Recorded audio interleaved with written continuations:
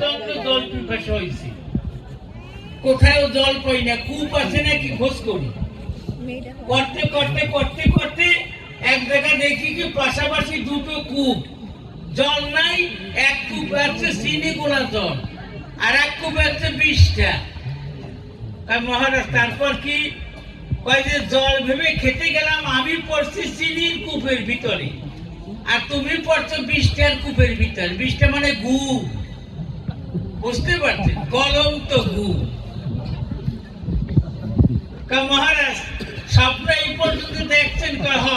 মহারাজ আপনার স্বপ্ন শেষ, আমার স্বপ্ন শুরু। তার মানে এরপর তো দুইজনে উঠে গেছি, কোথায় তো জল নাই, কি করি? এখন ওই চিনিতেও টান ধরছে, গায়ে গলা চিনি তো জ্বালানো চিনি, চিনিতে টান ধরছে, আর আমার গায়ে যে ঘুমা খালো তাতেও টান ধরছে। এখন বাড়ি দেবো কি করে, খুব চিন্তায় আছে।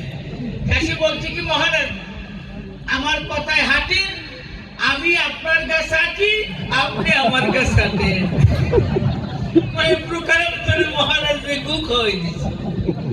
আমি বলছি কি প্রবল ইন্দ্র করে বিষয় গ্রহণ, দারু নারী হরে যাইছে মনির প্রবল। ইন্দ্রিয় গ্রামদার প্রবল, আমি করি বর্ণনা কাঠের নাই বাহিরের নারী, কেন তুমি কাঠের নারীও দেখো না।